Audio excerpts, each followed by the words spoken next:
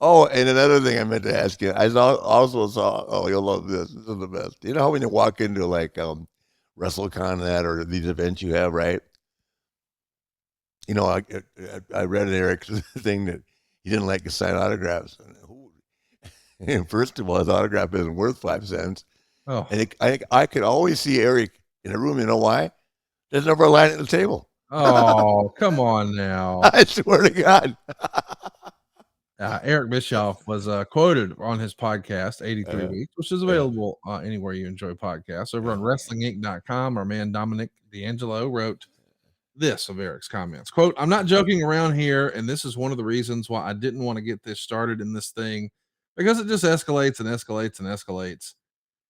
Rick was in WCW right after Ted Turner bought it, and it was great for a lot of people. But the truth is, WCW couldn't make any money with Ric Flair. So what did Ric Flair do? He went to WWE, and guess what? Couldn't make any money with Ric Flair in WWE. So guess what? He comes back to WCW, and WCW still couldn't make money with him in 93 and 94, which is why I had to go and get Hulk Hogan.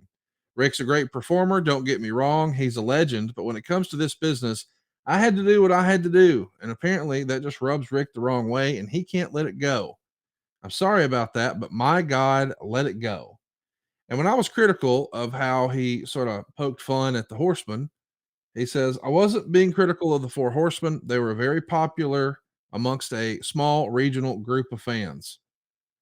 And of course, he would note that they were very popular in the Southeast and would say, well, that's cool, but that's not the whole country. And the Four Horsemen were great during their era, but they certainly weren't a national act. And I would argue, well, I don't know. They were on national TV, they were on TBS. And of course, Eric would say, that's really before everybody had cable. That doesn't really count. Um, I don't know, man. I don't know that I necessarily see it the way Eric does. I always thought the Horsemen were a top act, and I think history tells that story through all the Crockett record books. But I do agree that the WCW version of the Horseman was not nearly as Oh, positioned I, well I, as the Crockett. I couldn't agree with you more. Yeah. I couldn't agree with you more. I wasn't talking about the Four Horsemen. He brought that into play. Now he'll have to deal with Arn when he sees him. Hey, Hey, listen, I had to fight. Listen, yeah, Jim, the thing that Hurd and Bischoff had in common, they hated Arn as much as they hated me. hmm, So I fought to keep Arn's job, which I'm sure Eric will admit to you too, tooth and nail, much less mine. And as far as the committee, he just took what Hurd did, threw a bunch of us in a room, called me the head booker, and we just spent 8 hours a day fucking around doing nothing. And then him and Hulk and Randy and whoever changed it anyway. And then like as an example, I know one time he ran out the office door and says Flair said the standards aren't worth it.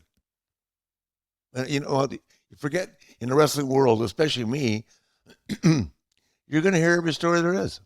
right. Or how about the time he stood up and said, with me in the room? I mean, I just was everybody in the room looking at me like I did something wrong.